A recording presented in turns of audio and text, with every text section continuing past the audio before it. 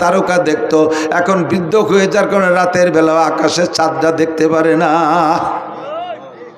যৌবনকালে লোহা খাইলে পানি হয়ে পিছন দিয়ে বেরিয়ে যাইতো, বৃদ্ধ হয়ে যাওয়ার পরে এখন পানির মতো কোনো খাবার খাইলে পানি যাও খাইলেও যেমন খায় তেমনই পিছন দিয়ে বেরোয় যায়, পেটে শক্ত হয় না।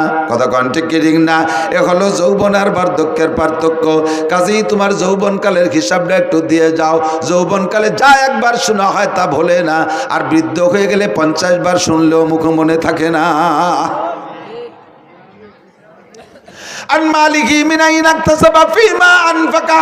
3 নম্বর প্রশ্নের জবাব না দিয়া একজন ফর্দে বাশারের সামনে বাড়তে পারবে না। 3 নম্বর হলো আন মালিকি মিন আইন ইকতাসাবা ফিমা আনফাকা। এই কথাগুলো বহুবার শুনেছেন।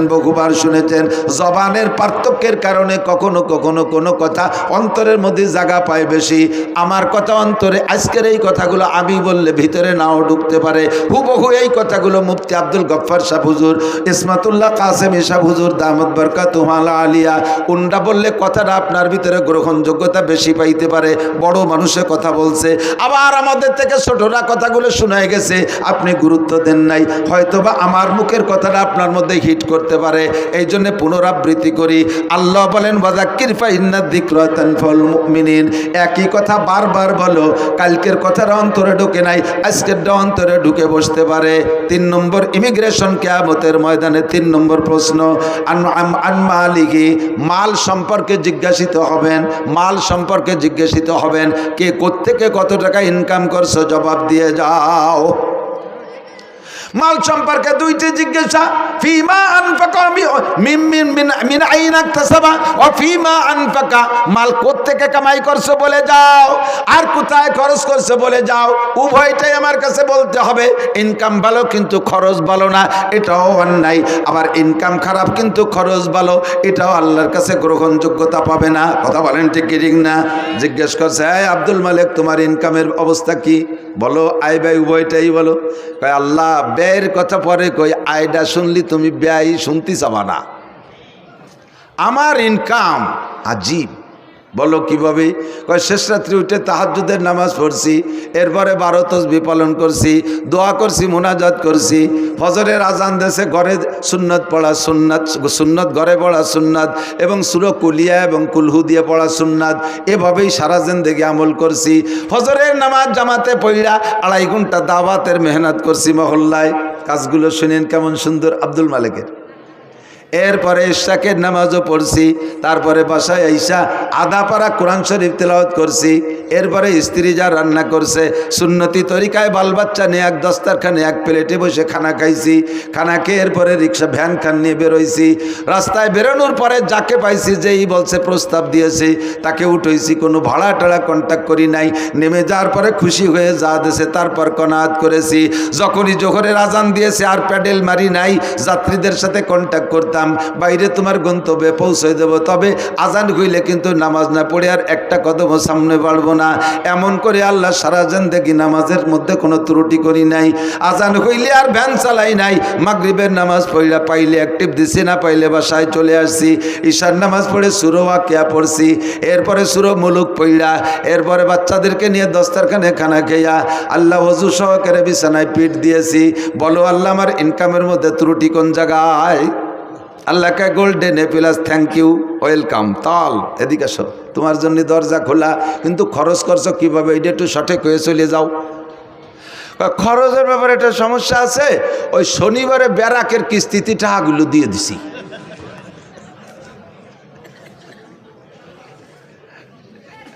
বাংলায় কয় একে পাদে আগা সারা। বাংলা বোঝেন? মাঝে মাঝে রাত তো বেশি হয়ে গেছে, একটু রস না দিলে অনেকের ঘুম এসে যায়। আমাকে ওই পাশে নড়াইল জেলার একটা থানা আছে নড়াগাতি, আর বলবো না পরিচয়, আবার এই নড়াগাতিরাই শুনবেন আবার ইউটিউবে। সেদিন যে তাকে মধ্যেও কই আইছি ভাই নাই, বহু আগে ব্রিটিশ পিরিয়ডে ওই এলাকাতে প্রচুর হিন্দু মুসলমানও আছে। তো হিন্দু মুসলমান যুবকরা বিকেলবেলা ওখানে একটা জায়গা আছে, একটা স্পট, বসে বসে খোঁজ গল্প করে, এই খেলাধুলা করে, আনন্দ ফুর্তি করে। তো ফাজলামি করিয়া দুইজনে বাই ছাড়া ছাড়ি ফাল্লা লাগছে। একজনে একটা দেয় আর একজনে একটা দেয়, একজনে একটা দেয় আর একজনে একটা দেয়। আর আজকে তো আর আনরেডি অপ্রস্তুতভাবে বেশি একটা সুবিধা হতে পারে না। এখন ওই জায়গায় দুইজনের পাল্লা হয়েছে, আগামী শনিবারে এই জায়গা 22 পাল্লা, যে যেভাবে পারো রেডি হয়ে আসবা। এই আটে কাড়াও দেশে ডেরা পিঠে যে অমুক জায়গায় এই হবে, এ কি কোয়ার মতো জিনিস? জীবনে ঘোড়া দাবর দেখছে, আড়িয়ে নাড়ই দেখছে, কত খেলা দেখছে, কিন্তু এত আর কেউ শোনে নাই কোনোদিন। এ শুনে দর্শক হয়েছে সেই হারে, মাঠ ভরে গেছে দুইজনে দুই চেয়ারে। তো মুসলমান যেটা সে যাই প্রত্যেকেই রেডি হয়েছে যাতে গ্যাস বেশি হয় পেটে। তো মুসলমান যেটা সেটা যাইয়ে খাইছে যত আদা চাবানিয়ে ছুলা বাদাম এক চাবানিতে গিলে ফেলাইছে, ভালো হয়ে ফেসে খাই নেই।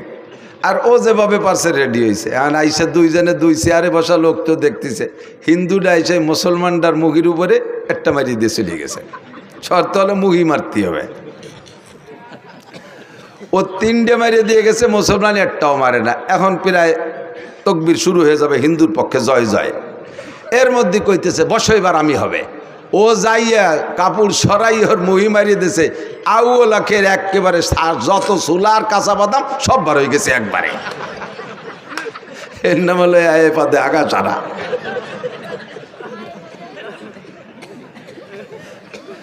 সারা জীবন বইয়া এত দরবেশে ইনকাম করছো, তাহাজ্জুদের টাকা আবুন কোনো তা ছাড়ো নাই, পায়ে গায়ের রক্ত পানি করে ইনকাম করছো, খরচ করছো কোন জায়গায় একটু কইয়ে যাও। কয় আল্লাহ গ্রামীণ ব্যাংকের কিস্তি দিছি, আশার কিস্তিতে সব এই কথা কইস না, আশার কিস্তিতে দিছি, অমুক জায়গা সুদে দিনায় টাকাগুলো দিয়ে দিছি। আল্লাহ কয় নো টক বাটুস্কুত, কথা হবে না, পিঠে সালা বান্ধ, তেল মাখাও যাতে বাড়ি স্লিপ করে। তোমার আল্লাহ আমার ইনকাম সম্পর্কে তুমি ও জায়গা হাত দিও না, খরচটা কিভাবে আছে এটা একটু শুনে নাও। এই শুনলি তুমি আর অধিক জাতি চাবা না, কও তাই খরচই আগে কও। আল্লাহ প্রত্যেক বছর জাকাত পাই টু পাই আদায় করছি, প্রতিবেশী কত মানুষের যে ঘর বাড়ি বানায় দিছি তার ঠিক নেই, কত মানুষের মেয়ের বিয়েতে সম্পূর্ণ খরচ আমি দিয়ে দিছি। এরপরে কুরবানি দিছি হাটের সবচেয়ে বড় গরু, জাকাত তো দিয়েছি, বছরে প্রত্যেকবার এক একটা উমরা করছি, হজ করছি 5 বার। শুনিও আমার ইনকামের খরচের বিষয়। এরপরে কত মানুষের যে আমার টাকা দিয়ে তবলিগি পাঠাইছে ঠিক নাই, আর মাদ্রাসার মসজিদও আমার করে দেয়া, উত্তর পাশের বিল্ডিংও আমার করে দেয়া। লাস্টে শেষবার যখন হজে গেছি আল্লাহ যাইয়ে দেখি যে কাবা ঘরের গিলাপ দেবে, সে জায়গাও শুনিয়া ও জায়গা 10 লাখ টাকা দিয়ে আসছি। তুমি কও আমারে কিভাবে ঠেকাবা? আল্লাহ কয় তুমি কি চাকরি করতে? কয় এই চাকরি করতাম। বেতন কত ছিল? 25,000। তা 25,000 বেতনে তুই এত তাতে টাকা বালি কোন জায়গা? তাই কয় এতটা করতে টাকা বালি কোথায়? কয় রাস্তায় দাঁড়াইতাম, ট্রাকের সাথে একটু মুসাফা টুসাফা করতাম, এইভাবে যে কোনো একটা সেল একটা ব্যবস্থা। তুমি ওদিকে হাত দিও না, দাও এই পাশ কত সুন্দর। আল্লাহ কয় পাশায় সালাবান, ধুলাই হবে শয়তান। তোর সুদিয়া টাকা, তোর ঘুষিয়া টাকা, তোর হারাম টাকা দিয়ে আমার কাবা ঘরে গিলাপ দিছিস। আমার দিন তোর মতো হারাম খোরের কাছে ঠিকানা। আমার দিন আমি চালাবো। ইউরিদুনা লিইউতফিউ নূরাল্লাহি বিআফওয়াহিহিম আল্লাহু মুতিম্মু নূরিহি ওয়ালাউ কারিহাল কাফিরুন। আল্লাহু আকবার। আমার ধর্মের বাতি নিবানোর জন্য কেউ চেষ্টা কম করে নাই। ইহুদ নাসারা হিন্দু বৌদ্ধ খ্রিস্টান সকলেই আমার ধর্মের বাতি নিবানোর চেষ্টা করেছে। যে রাগে রাগে ইজাতবার ফরুজাত কাছে কাস্তাব জানাদরে শেষ বসুজাত। ধর্মের বাতি নিবানোর বহুজনের চেষ্টা করেছে, আমার ধর্মের বাতি আমি জ্বালাইছি। আমার ধর্মের বাতি জ্বালানো বাতি তেল আমি দেই। ওই বাতিরে নিবাইতে আসলে তার দাড়ি মুখ মাথা সব পুড়ে আগুনের সরকার হয়ে যায়। আমার ধর্মের বাতি কেউ নিবাইতে পারে নাই, পারবেও না। তোর ঘুষকার টাকা দিয়ে ধর্মের বাতি জ্বালাইতে বলছে কে? তোর সুদের টাকা দিয়ে আমার ধর্মের বাতি জ্বালাইতে বলছে কে? শয়তান, তোর ইনকামের টাকা আমি চাই নাই। মিন আইনাকতাসাবা ফিমা আনফাকা। ঢাকায় গেলে রিক্সা চালাইতে কিছুদিন পর ঢাকার প্রাণ কেন্দ্রে 10 তলা দালান। টাকাটা কোত্থেকে পাইলে একটু আমার কাছে জবাব দিয়ে যাও। 4 নম্বর প্রশ্ন, মাদা আমিলা বিমা আলিমা। ও মুসলমান, এই 2 দিন ব্যাপী মাহফিলের থেকে উলামায়ে কেরামের কাছ থেকে কম কথা শোনো নাই। জীবনে বহু মাহফিল থেকে আল্লাহু আকবার। আমার মনে হয় যে কোনো একজন বক্তার সম্পূর্ণ বয়ান যদি ইউটিউবের থেকে কালেকশন করে শোনেন, তাহলে ব্যক্তি জীবন থেকে নিয়ে জন্ম থেকে নিয়ে মরণ পর্যন্ত সুন্দর একটা জীবন ব্যবস্থা ব্যবস্থা ওই বয়ানের মধ্যে থেকে সংগ্রহ করতে পারেন। আমি যত বয়ান করি আমার একটা খেয়াল রাখি যে এক জায়গায় একই কথা বারবার বললে মানুষের চর্বিত চর্বণ মনে করবে, তবে সেই বইতে যে আসল কথাগুলো বলবো না তা না, একেবারে বিবাহ শাদী থেকে নিয়ে মরণ পর্যন্ত ধারাবাহিক মানব জীবনে যেখানে যা লাগবে সব কথাগুলো আল্লাহর রহমতে বলা আছে। ইউটিউবের ভিতরে শুনবেন, দেখবেন। আদর্শ মুসলিম পরিবার সদস্য হুজুরের লেখা একটা বই আছে, বইয়ের মধ্যে যা আছে আমার বয়ানের মধ্যে হুবহু তাই আছে। ব্যক্তি জীবন কিভাবে চলবেন, রাজনীতি কিভাবে করবেন, খেত খামার কিভাবে করবেন, জেনারেল পড়াশোনা কিভাবে করবেন, বিবাহ শাদী কিভাবে করবেন, দাম্পত্য জীবন কিভাবে কাটাইবেন, নামাজ কেমন করে পড়বেন, নামাজের মধ্যে কঠিন কঠিন টুকিটাকি মাসালা আছে, এগুলো নষ্ট হওয়ার কারণে কি সমস্যা, রোজা কিভাবে রাখবেন, হজের মশালাগুলো সব বলা আছে। এই বয়ানগুলো আপনারা বয়ান মাঠ থেকে শুনেছেন। আল্লাহ পাক জিজ্ঞেস করবেন মাদা আমিলা বিমা আলিমা, এতদিন পর্যন্ত যা শুনেছ এরপর আমল কতটুকু করছো বান্দা একটু বলে যাও। জবাব দিতেই হবে, জবাব না দিয়ে সামনে বাড়া যাবে না। যা বলতে চাইছি, আমার আপনার জিন্দেগিতে যত ইবাদত বন্দেগি করি না কেন, আউয়ালু মা ইউহাসাবু বিহিল আবদু ইয়াউমাল কিয়ামাতিস সালাহ, হাসরের মাঠে সর্বপ্রথম জিজ্ঞাসা হবে নামাজ। একটু জোরে বলেন কি? সবাই বলছেন কি? নামাজ কি? নামাজ সম্পর্কে জিজ্ঞাসিত হব। বলেন নামাজ সম্পর্কে জিজ্ঞাসিত। বলছেন তো সবাই বলছেন তো? অমালাইনিল্লাল বালাগ, অশেষ, আমার দায়িত্ব খালাস। কিয়ামতের ময়দানে আপনাকে আল্লাহ জিজ্ঞেস করবে নামাজ পড়িস নাই কেন? আপনি বলে আল্লাহ আমরা কত ভালো মানুষ তুমি জানো না, এই হুজুরকে ডাকিয়ে নিয়েছি মোটা টাকা দিয়ে, এত বড় বড় হুজুর, আল্লাহ মাতু দার কুমকুমাতু নারকেলা গাছের থোড়, হাওড়ার ব্রিজ, তাল গাছের গোড়া, বাজারে মোড়া, রইসু শায়াতিন, আন্তর্জাতিক গতি সম্পন্ন কত তাই দিয়ে পোস্টার ভরি ফেলাইছে। সেই হুজুররা এসে দুনিয়ার গালগপ পরে চলে গেছে, কোনোদিন নামাজের কথাটা কইনি। যদি একবার কইতো তাহলে নামাজটা ভরি আমি ছাড়ি। হুজুরকে অ্যাটাক করবেন, আমাকে ধরবেন যে এই হুজুরা নামাজের কথা বলে নাই। সেদিন আল্লাহ বলবে আমাকে, এ মৌলানা খালি খাইয়ে দিয়ে পয়সা নিয়ে চলে এসেছিল কি, নামাজের কথা কইস নাই কে? আমি বলে আল্লাহ অবশ্যই বলছি। তুমি বিশ্বাস না হয় ওর আমল নামা দেখো। এবার আমল নামা খুলে দেখবে, তার ভিতরে অডিও ভিডিও সব আছে। মা ইয়ালফিজু মিন কাউলিন ইল্লা লাদাইহি রাকিবুন আতীদ, মুখ থেকে যে কথাটা বের করবেন অন্তরে হাজারো খারাপ কুকল্পনা করলে আল্লাহ ফেরেশতাদেরকে আমল নামায় লিখতে দেয় না। মনে মনে বিশাল বিশাল প্ল্যান করছেন, একেবারে ডোনাল্ড ট্রাম্পের মেয়ে বিয়ে করবেন, তারে যে মাথা ফাটায় ফেলায় দেবেন, এগুলো মনে মনে কল্পনা করছেন। যতক্ষণ মুখে উচ্চারণ করবেন না ততক্ষণ পর্যন্ত লেখা হবে না। আর যে কথা মুখ দিয়ে বের করবেন সঙ্গে সঙ্গে লেখা হবে। কাজেই আপনি কিয়ামতে আমারে অ্যাটাক করতে পারবেন না। আমি সবাই রেদে বলাই দিছি, মুখ দিয়ে বলে ফেলাইছেন, আপনার আমল নামায় লেখা হয়ে গেছে। কিয়ামতের মাঠে সর্বপ্রথম জিজ্ঞাসা হবে নামাজ। নামাজের প্রশ্নে যে জবাব দিয়ে পার হয়ে যেতে পারবে ওর কোনো জায়গায় কোনো ঠেক হবে না। নামাজের কারণে সব জায়গা আল্লাহ তারে পার করে দেবে। কেন দেবে? নামাজের কারণে কেন তারে সব জায়গা পার করে দেবে? আল্লাহ পাক বলেন নামাজ যে ব্যক্তি সঠিকভাবে পড়ে সে কোনো অন্যায় করে না। ইন্নাস সালাতা তানহা আনিল ফাহশাই ওয়াল মুনকার ওয়ালা যিকরুল্লাহি আকবার। নামাজ এমন একটা তাবিজ, নামাজ এমন একটা ক্যাপসুল, নামাজ এমন একটা ইনজেকশন, এই নামাজ এমন একটা টিকা, ওই টিকাটা লাগাইলে আর কোনো রোগ হয় না।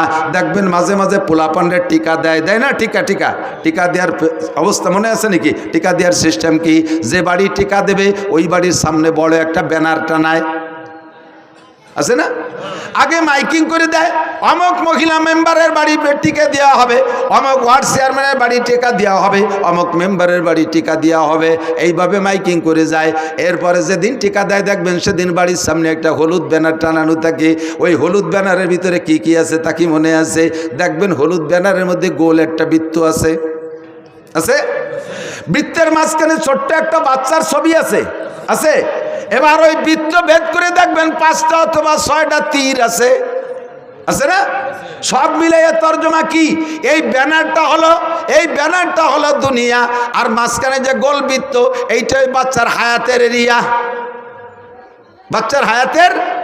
এরিয়া, এই হায়াতের এরিয়া সীমানা ভেদ কইরা এই দুনিয়ার থেকে 6টা রোগ আছে ওর দিকে যাইতেছে। জন্ডিস আছে একটা রোগ, যদি ওর মধ্যে ঢোকে, এরপরে পোলিও একটা রোগ আছে, যদি ওর মধ্যে ঢোকে, হায়াতের বৃত্ত ভেদ কইরা একবার ঢুকে পড়লে দুনিয়ার কোনো ডাক্তার নাই তার চিকিৎসা করা, ওর মরণ অনিবার্য। ক্যান্সারের একটা জার্ম আছে, এইটা যদি ওর মধ্যে ঢোকে তাহলে ওর মরণ অনিবার্য। এই 6টা রোগ মানে 6টা তীর মানে 6টা রোগ। এবার হায়াতের বৃত্ত ভেদ করে বাচ্চার দিকে 6টা তীরে 6টা রোগে আক্রমণ করতেছে। এবার ডাক্তাররা গবেষণা করে দেখছে এই রোগগুলো যদি দেহের মধ্যে ঢুকে যায় তাহলে আর চিকিৎসা হবে না, কাজে এই রোগের আগে প্রতিরোধ করতে হবে। এই প্রতিরোধের জন্য একটা টিকা তৈরি করছে, যেই টিকাটা নিয়মতান্ত্রিকভাবে কয়েক মাস যাবৎ দিলে ওই 6টা রোগ তার মধ্যে ঢুকতে পারে না, 6টা রোগ ঢুকতে পারে না। সেম কোয়ালিটি এই দুনিয়া, বিশাল দুনিয়া, এর ভিতরে থেকে আমার দিকে আমার হায়াতের একটা এরিয়া আছে, হায়াতের এরিয়া বাউন্ডারি ভেদ করে আমার দিকে রোগগুলো ঢোকার চেষ্টা করতেছে 6 দিক দিয়া। জোরে বলেন কয় দিক দিয়া? 6 দিক দিয়ে। ব্যক্তি জীবন, পারিবারিক জীবন, সামাজিক জীবন, অর্থনৈতিক জীবন, রাজনৈতিক জীবন, আন্তর্জাতিক জীবন। ব্যক্তি জীবন দিয়ে রোগ, পারিবারিক জীবনের রোগ, সামাজিক জীবনের রোগ, অর্থনৈতিক জীবনের রোগ, রাজনৈতিক জীবনের রোগ, আন্তর্জাতিক জীবনের রোগ। এই 6টা রোগ আমার দিকে ঢোকার চেষ্টা করে। এই 6টা রোগ যদি ঢোকে তারপরে হাজার হাজার রোগ ভিতরে তৈরি হয়, হাজার হাজার রোগ তৈরি হয়। এবার এই 6টা জীবনের রোগকে ঠেকানোর জন্য আল্লাহ পাক একটা টিকার ব্যবস্থা করেছেন। ওই টিকাটার নামই হলো নামাজ। আল্লাহ বলেন আকিমিস সালাতা তারাফাইন নাহারি ওয়া যুলাফাম মিনাল লাইল ইন্নাল হাসানাতি ইউযহিবনাস সাইয়্যাত যালিকা যিকরা লিয-যাকিরিন উতলু মা উহিয়া ইলাইকা মিনাল কিতাব ওয়া আকিমিস সালাহ ইন্নাস সালাতা তানহা আনিল ফাহশাই ওয়াল মুনকার ওয়া লাযিকরুল্লাহি আকবার। আল্লাহর কসম, আল্লাহর কসম, তার 99 নামের কসম, তার ইসমে জাতের কসম দিয়ে বলি, যদি কোনো ব্যক্তি সঠিকভাবে নামাজ পড়ে, অরিজিনালি কোনো ব্যক্তি যদি নিয়মতান্ত্রিকভাবে নামাজ পড়ে, ওই নামাজি ব্যক্তিকে নামাজে তারে ঘুষের থেকে ফিরাইতে বাধ্য হয়, সুদের থেকে ফিরায় তারে, জিনার থেকে ফিরায় তাকে, মদের থেকে ফিরায় তাকে, গাজার থেকে ফিরায় তাকে, বেপর্দার থেকে ফিরায়, আইলটেলার থেকে ফিরায়, জালদলির থেকে ফিরায়, মিথ্যা সাক্ষী থেকে ফিরায়, মিথ্যা মামলা থেকে ফিরায়, মাপে কম দেওয়ার থেকে ফিরায়, মাপে বেশি আনার থেকে ফিরায়, মালে ভেজাল দেওয়ার থেকে ফিরায়, ফরমালিন মিশনের থেকে ফিরায়, দুধে পানির দিকে দেওয়ার থেকে ফিরায়, আরে মুখের গুণার থেকে ফিরায়, অকথ্য ভাষায় গালাগালি করতে দেয় না, কুদৃষ্টির থেকে ফিরায়, কাণ্ডে খারাপ জায়গা থেকে ফিরায়, হাতরে খারাপ জায়গা থেকে ফিরায়, শরম রাগে শরমগাকে অবৈধ জায়গা থেকে ফিরায়, পা দুটোকে হারাম জায়গা যাওয়ার থেকে ফিরায়। যত অন্যায় আছে সমস্ত অন্যায় থেকে এই ফিরানোর মাত্র একটা তাবিজের নাম হলো নামাজ। এই নামাজ হলো ফরজ নামাজ। একটু জোরে বলেন কি নামাজ? এক ওয়াক্ত ফজরের 2 রাকাত ফরজ নামাজের দাম, ফজরের 2 রাকাত ফরজ নামাজের দাম কত? সারা জীবন 60 বছর নফল নামাজ আর নফল রোজা না। যদি কেউ আল্লাহ 60 লক্ষ বছর হায়াত দেয়, 60 লক্ষ বছর নফল নামাজ আর নফল রোজা রাখলে যেই নাকি ফজরের 2 রাকাত নামাজের দাম তার চাইতে বেশি। এবার আমি ওখান থেকে মশালা বের করছি, এদিক তাকান। একটা মশালার দাম 60 বছর নফল নামাজ ও রোজার চাইতে বেশি কেন? কারণ নফল তো সারা জীবনের নফলের দাম ফরজের সমান হবে না। আবার বহু মুসলমান আছে যাদের একটা মশালা না জানা থাকার কারণে, ছোট্ট পিন সাইজের একটা মশালা না জানা থাকার কারণে জিন্দেগির বহুত ফরজ নামাজ নষ্ট হয়ে গেছে। আমার দিক জিন্দেগির বহুত ফরজ নামাজ নষ্ট হয়ে গেছে। ভেরি ভেরি ইম্পর্টেন্ট একটা মশালা আপনাদের জন্য আমি সংগ্রহ করছি। এই মশালাটার দাম আপনি নিজেই জবাব দেবেন। ওই মশালাটা না হওয়ার কারণে, সঠিক না জানা থাকার কারণে ফরজ নামাজ নষ্ট হয়েছে। আর 2 রাকাত ফরজ নামাজের দাম 60 লক্ষ বছর নফল নামাজের চাইতে বেশি। কথা বলুন ঠিক কি ঠিক না? এবার সেই মশালাটা কি মশালা? আপনি ইমামের পিছনে নামাজ পড়েন। আমি তো একটা দাড়ি যখন গজাইছে, নিতান্ত গরিব বাপের ছেলে ছিলাম আমি। এখনো পর্যন্ত আমার আব্বার রেখে যাওয়া যা আছে তার থেকে 1 ইঞ্চি জমিও আমি ভাগে পাইনি। আব্বার ইনকাম থেকে আমি একখান ভাঙ্গা টিন, একখান ফুটো থালও ভাগে পাইনি। ছোট্ট একটা সংসারের আমরা সন্তান ছিলাম। আমার আব্বা গরিব মানুষ, কৃষক ছিলেন। যা কামাই করছেন কোনো মতে আমাদের খাওয়াই বাঁচাইছে। সোনের একটা ঘর ছিল আমাদের, 2-5 শতাংশ জমির উপরে বাড়ি। ছোট 2 ভাইরে বাড়ি ঘর টর যা ছিল সব দিয়ে টিয়ে আলাদা বাড়ি করছে, জায়গা কিনে। আমরা বড় 2 ভাই, বাপের কিছু পাইনি। বাপের 1 বস্তা দোয়া পাইছি। ছাত্র বয়সে আব্বা টাকা দিতে পারতেন না, এসে গেলে একটু বলা লাগে। বহুত ছাত্ররা আছে তারা অভাবের কারণে পড়া বাদ দিয়ে চলে যায়। আমি এটা আদৌ বিশ্বাস করি না। আমার আব্বা আমাকে 11-12 বছর মাদ্রাসায় পড়ছি, যা 2-1 পয়সা দিতে পারতেন কষ্ট করে, সম্পূর্ণ 12 বছরের টাকা একত্রিত করলে 100 টাকা হবে না। বিশ্বাস করতে পারবেন না। তাহলে কিভাবে পড়ছি, কিভাবে যে পড়ছি এটা আমিও জানি না। যখন একটা দাড়ি গজাইছে তখন আমি সাবালেগ হয়েছি, এইটা বুঝাইয়া এই দাড়িটা দেখাইয়া মসজিদের ইমামতি নিছি, মসজিদের ইমামতি নিছি। সেই থেকে ইমামতি করতে করতে দাওরা হাদিস পর্যন্ত পাশ করছি আলহামদুলিল্লাহ। তবে আমার ইমামতির কারণে কোনোদিন আমার পড়ার উপরে কোনো প্রভাব পড়ে নাই। মাদ্রাসা থেকে 4 কিলোমিটার দূরে লজিং থাকছি, বড় একটা মধুমতি নদী পার হয়ে ওপার। জিন্দেগিতে 1 ঘন্টার 1 মিনিটও আমি পিছিয়ে পড়ি নাই। জল বৃষ্টি তুফান যাই হোক আমার কোনো ক্লাস মাইন নেই, এবং জীবনেও কোনোদিন ক্লাসে সেকেন্ড হই নেই। তাহলে মনে হচ্ছেন থার্ড হইছি।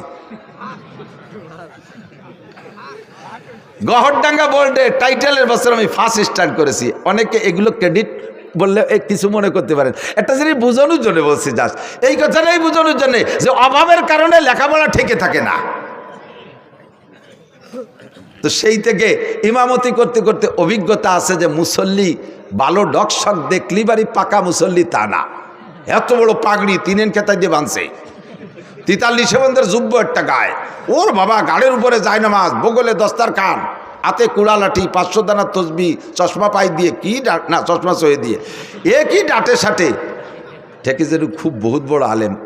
বোমা মারলেও ভিতরে তো একটা বা বেরোয় না, জাল খেয়াও দিলে টালিব বেরোয় না। মশলা তো দূরে থাক, আমাকে ওই পাশে জেলা নড়াইল আছে না, আর আমাদের গোপালগঞ্জের শেষ থানা কাশিয়ানির শেষ মাথায় একটা গ্রাম আছে নড়াইল, নড়াইল গ্রাম আছে, ব্যাসপুর নড়াইল কয়। তো এই ব্যাসপুর নড়াইল ওই গোপাল নড়াইল জেলা নড়াইল থেকে একটা তবলিগ জামাত আইসে। এই তবলিগ জামাত আইসা এক মসজিদে 3 দিন 3-4 বুড়োরে টার্গেট করছে। যুবকদের যা পড়াইছে পারছে, বুড়োকে তো বেরেন কম, 4 বুড়োরে ধরছে। কাকা মশলা মশাইল কি দেখি জানেন? কিচ্ছু না, নামাজ পড়তে পড়তে কপালে দাগ হয়ে গেছে, আলহামদুলিল্লাহ তো জানেই না, আরো কতটা জানে না, তা শুনলে আশ্চর্য হবেন। এই 4 বুড়ো কলেমায় তো এবাও জানে না। লাস্টে যে ধরা পড়ছে কলেমায় তো এবার, যখন ইন্টারভিউ নিয়েছে দেয় যে বুড়োরা কলেমাই পড়তে পারে না। আমির সাহেব বলে কাজটা করছেন কি, আজ বাদে কাল যাবেন মরিয়ে, কাল নাও আসতে পারে, আজও মরতে পারেন। বয়স 75-80 হয়ে গেছে আর আজও কলেমাটা পড়তে পারেন নাই। মান কানা আখিরু কালামিহি লা ইলাহা ইল্লাল্লাহ ফাদাখালাল জান্নাহ, যার জীবনের শেষ কলেমা লা ইলাহা ইল্লাল্লাহ, ওইটা বিনা হিসাবে জান্নাতে চলিয়া যাইবে। সেই কলেমাটাই পড়া শিখলেন না। আপনি নামাজের কি গোড়ার ডিম পড়ছেন, এতদিন ইবাদত বন্দেগী কি কসু করছেন, কলেমাই যদি না জানেন। এই 3 বুড়ো 4 বুড়োরে নিয়ে 4 দিন পর্যন্ত আমির সাহেব কলেমার মস্ক করাইছে। এই যে দেখ অশোনা পাল্টিয়েছে, যত খুদকুড়ো কাটা সামনে বসে জীবন বইয়ে ওয়াজ করবো কি কসু। শিক্ষিত জ্ঞানী গুণী ভালো মানুষ যদি সামনে বসে, তাদের দিক নজর পড়ে ওয়াজের কোয়ালিটি সেই রকম হয়। আর এই যে খুদকুড়োগুলো এসে সামনে বুঝে থাকে, ওয়াজ বোঝেও না, কয়েছে চানাচুর বাদাম নিচে কাটুর কুটুর হতে তালে রয়েছে শৈল ইন্দিরির দল। যা তোরা আমার কাছে 10টা নিয়ে যা, দোকানে যা, চল আমার দিকে বৈশা 3 দিন পর্যন্ত মসজিদে মস্ক করাইছে কলেমা। শেষের দিন মাহফিল আমার ওই এলাকায়, আমার কাছে এসে রিপোর্ট দিচ্ছে, কয় হুজুর সব মাহফিলে আপনি তবলিগের তশকিল করেন, তবলিগের কথা বলেন, আপনার এলাকায় এটা তবলিগ করেন না। কি সমস্যা কি? এই ঘটনা 4 বুড়ো যে কোনো সময় মরতে পারে, 75 থেকে 80-র মধ্যে বয়স, আজও কলেমাটা ভর্তি পারে না। এই 3 দিন পড়াইছি, তাও ঈশার সময় ইন্টারভিউ নিছি, হয় না। কি কয়? লা ইলাহা মুহাম্মাদুর রাসূলুল্লাহ, লা ইলাহা মুহাম্মাদুর রাসূলুল্লাহ। রাগ হয়ে ধমক দিয়ে, আমি যে কোনো সময় মরতে পারে, আজও কলেমা ঠিক করে ভর্তি পারে, লা ইলাহা মুহাম্মাদুর রাসূলুল্লাহ। মাঝে ঠিক করলে কোথায়? বুড়োরা আমার রাগ করে কয় সব জায়গার কলেমা একরকম না মিয়া, তুই কলি হয়ে যাবে, সব জায়গার কলেমা একরকম। তোমাকে নড়াইলে কলেমা লা ইলাহার পরে ইল্লাল্লাহ আছে, ইফার আসতে থাকে না, এইরকম নাকি? বহুজন আছেন এখনো পর্যন্ত 4টে কলেমা শুদ্ধ করে বলতে পারে না, আছে না নাই কথা কয়? বহু মুসলমান আছে, বহু মুসলমান আছে। এর মধ্যে ইমানে মুফাসসালের ইন্টারভিউ নিলে জড়িয়ে যাবে অর্ধেক, ইমানে মুজমালের ইন্টারভিউ নিলে জড়িয়ে যাবে অর্ধেক। আর এই ইমানে মুজমাল আর ইমানে মুফাসসালের তরজমা আপনার বুঝা ফরজ। বিশ্বাস করার সাথে সাথে বুঝার আগে, বিশ্বাসের আগে বুঝতে হবে, বুঝে তারপরে বিশ্বাস করতে হবে। পারেন না বহু মানুষ। কথা কন। নামাজে দাঁড়াইছেন, ইমামের পিছনে জামাতে নামাজ পড়বেন, ইমাম সাহেব আল্লাহু আকবার বলে। যে কথা বলছি ইমামতির অভিজ্ঞতার আলোকে, যে বহু মুসল্লিকে জীবনে এ রিপোর্ট পাইছি, ইমামের পিছনে নামাজ 10 বছর নামাজ পড়ছে, এরপরে এসে কয় হুজুর ইমাম সাহেব যে প্রথমবার আল্লাহু আকবার কয়, ও আল্লাহু আকবারকে আমাকে ক্ষতি হবে নাকি? আমরা তো সময় খালি কানে হাত দেই। আমি যে আমরা মানে কয় যে আমাকে মাঝি ভাই, মিয়া ভাই, বড় কাকা, আমরা সবাই ওই ওরি। মুখ বন্ধ। নামাজের ফরজ 13টি, জোরে বলেন কয়টি? তার মধ্যে একটি তাকবীরে তাহরিমা বলা। তাকবীরে তাহরিমা বলা, আপনি যদি একা নামাজ পড়েন সুন্নাত, তা প্রথম তাকবীর বলা ফরজ। নফল পড়লে প্রথম তাকবীর বলা ফরজ। ওয়াজিব পড়লে প্রথম তাকবীর বলা ফরজ। ইমামের পিছনে যদি পড়েন প্রথম তাকবীর মুখে বলা ফরজ। প্রথম তাকবীর শুধু ইমাম বলবে আর আপনি মুখ বন্ধ করে কানে হাত দেবেন, এতে হবে না। আপনাকে নামাজের ভিতরে যদি প্রথম তাকবীর মুখে আল্লাহু আকবার না বলে থাকেন, এমন করে জীবনে যত ওয়াক্ত চলে গেছে ওই নামাজগুলো হয় নাই, ওই নামাজগুলো আবার পড়তে হবে। এই যে কত ওয়াক্ত গেছে আপনার জানা নাই, এরকম কত ওয়াক্ত গেছে আপনার জানা নাই, মুখ বন্ধ করে খালি কানে উলা দিয়েছেন, আপনার নামাজ বাতিল, আপনার নামাজ হয় নাই। যদিও শুনতে একটু ছোট, একটু আল্লাহু আকবার, কিন্তু এই মশালাটা কত গুরুত্বপূর্ণ আপনার পুরো নামাজ এরপর নির্ভর করে। এই একটা মশলা আজকে জেনে নিলেন, আজকে বুঝতে পারলেন যে আপনাকে প্রথম তাকবীরে আল্লাহু আকবার ইমামের সাথে সাথে বলতে হবে, তবে ইমামের সাথে সাথে পিছে পিছে বলতে হবে, এটা ফরজ। এর একটা মশালার দাম 60 লক্ষ বছর নফল নামাজ ও নফল রোজার চাইতে বেশি। মহিলারা নামাজ পড়বে প্রথম তাকবীর মুখে বলা ফরজ, পুরুষরা নামাজ পড়বে প্রথম তাকবীর মুখে বলা। তবে মহিলারা কোনোদিন জামাতে ইমামতি করতে পারবে না, মহিলারা মহিলাদের ইমামতিও করতে পারবে না, মহিলারা ফরজ ওয়াজিব সুন্নত নফল কোনো নামাজে ইমামতি করতে পারবে না, মহিলারা মসজিদে যে জামাতে নামাজ পড়বে না, মহিলারা নামাজ পড়বে ঘরের ভিতরে। মহিলারা যত নির্জনে নামাজ পড়বে তত তাদের নেকি বেশি, আর পুরুষও যত ওপেন ফিল্ডে নামাজ পড়বে বড় জামাতে তত তাদের নেকি বেশি। মহিলারা ঘরের মধ্যে পড়বে, করনাফি বুয়ুতিকুন্না, ঘরের মধ্যে থাকবা। মহিলাদের জুমুর নামাজ নাই, মহিলাদের ঈদের নামাজ নাই, মহিলাদের জানাজার নামাজ নাই, মহিলাদের জামাতে নামাজ নাই, 5 ওয়াক্ত জামাতে নামাজ পড়বে না। অনেকে হজে যাইয়া আইসা এবার বউকে নিয়ে জামাতে নামাজ পড়ার একটা প্ল্যান তৈরি করছে। আল্লাহ, মক্কা মদিনায় দেখলাম, আর আমাকে দেশি হুজুরা কি তাকে বেশি জানে নাকি? আপনি মক্কা মদিনায় একবার গেছেন আর আমরা 20 বার গেছি। আমরা ওই জায়গার থেকে ওইগুলো নিয়ে আসলাম না, আপনি একবার যাই এতটা নিয়ে আসলেন কে? কি কি আনছে দেখবেন। হানাফি মাযহাবের মুসল্লি, হানাফি মাযহাবে আমিন আস্তে বলতে হবে। হানাফি মাযহাবে আমিন কি আস্তে। সব মাসালা হানাফি মাযহাবের আমল করে। হজেতে আসার পরে এবারে ওই মক্কা মদিনায় শুনছে আমিন জোরে কইতে, এই জায়গাটা খালি আমিনটা একটু জোরে না করতে পারলে পাল্টায় না। ইমাম সাহেব বলা দলিনকে ছেড়ে দিছে, আমিন। হ্যাঁ, বিটাগিরি দেয়াচ্ছ নি আপনি এরকম করলেন কে? মক্কা মদিনায় বলে তো মক্কা মদিনায় তো আরো কত তারে শব্দ করেন আপনি। যে দেখছেন কত প্রকারের নামাজ, একদল কানে উলো দেয়ই না। হাজি সাহেবরা একটু সাক্ষী দেন, একদল কখনো কানে উলো দেয় না, আর একদল কানে উলো দিয়ে ছানা একবার বাইন্ধে ছাড়িয়ে দেয়, আর একদল কানে উলো দিয়ে ডাইরেক্ট ছাড়িয়ে দেয়, আর একদল কানে উলোই দেয় না, হাত ছাড়া থাকে, আর একদল আগের থেকে ছানা বাইন্ধে থাকে। এই যে এত দলের মধ্যে কোন দলের ডাফি আনতে গেলেন? আপনি অর্থে গেছেন কে? কথা কন। আপনার এই জন্যই পাঠাই নেই, এসে গেলে একটু করে যাই। বাংলাদেশের একমাত্র উলামায়ে কিরাম শরীয়তের দিক দিয়ে এস্টাবলিশড, এই বাংলাদেশের উলামায়ে কিরাম বাংলাদেশের মুসলমানদেরকে নবী আলাইহিস সালাতু ওয়াস সালামের শরীয়ত অনুযায়ী পরিচালনার জন্য বিশ্বের কোন দেশে ধর্ণা ধরা লাগে না। বাংলাদেশের উলামায়ে কিরাম জন্ম থেকে মরণ পর্যন্ত যে 6টা জীবন বলছি, সমস্ত জীবনকে পরিচালনা করার জন্য কোরআন হাদিসের ভিতরে থেকে গাইটা সমস্ত মশলা আপনাদেরকে দিতে পারে এ যোগ্যতাওয়ালা উলামায়ে কিরাম বাংলাদেশে ভরপুর। আর কেউ এখনো সম্পূর্ণ হতে পারেন নাই। ডাক্তাররা তো পারেনি নাই, বাংলাদেশ সরকার মেডিকেল সায়েন্সের কলেজ বিশ্ববিদ্যালয়ের জন্য কোটি কোটি টাকা খরচ করতেছে ডাক্তার বানানোর জন্য। যেই সরকারি ওই মেডিকেল সায়েন্সের কলেজের জন্য টাকা দিয়ে ছেলেদেরকে পড়ায় ডাক্তার বানাচ্ছে, সেই সরকারি ওই কলেজের ডাক্তার প্রফেসরের কাছে ওষুধ খায় না, উনি চলে যায় India, Madras, Chennai, Singapore, London, বাইরে যে ওষুধ খেয়ে আসে। তো তুমি যাকে ডাক্তার বানাইলে তারা কি গুড়ার ঘাস কাটতেছে? কি ডাক্তার বানাইলে যে তাদের কাছে তোমার আত্মবিশ্বাস যেন ওষুধ খাইতে? এখনো পর্যন্ত সেনাবাহিনী পূর্ণাঙ্গ হতে পারে নাই। সেনাবাহিনীর অফিসারকে আমেরিকা প্রশিক্ষণে পাঠাইতে হয়, ইন্ডিয়া পাঠাইতে হয়, চায়না পাঠাইতে হয়, সে জগতে কোটি কোটি টাকা খরচ হচ্ছে, এখনো পর্যন্ত সেখান থেকে সুফল আসে নাই। একটা অস্ত্র বানাইতে পারে না, একটা ড্রোন বানাইতে পারে না, একটা বন্দুক রাইফেল বানাতে পারে না, একটা গুলি বানাতে পারে না, একটা সুর ভাষা ফুটো উঠতে দিতে পারে না। কতক্ষণ কোন মেশিন বানাতে পারে? আল্লাহর রহমতে বাংলাদেশের উলামায়ে কেরাম শরিয়াতের এ টু জেড তৈরি করতে পারে। এর জন্য বিদেশে মক্কা মদিনায় যাওয়া লাগবে না। নিজেরা পারেন না বলে মনে হচ্ছে হুজুররা পারে না, তাই মনে হয় না। আলমাবিয়া কিছু আল্লাহ নাফসি, আমি মাঝে মাঝে কই না তামাশা হয়ে একেবারে সচক্ষে দেখছি।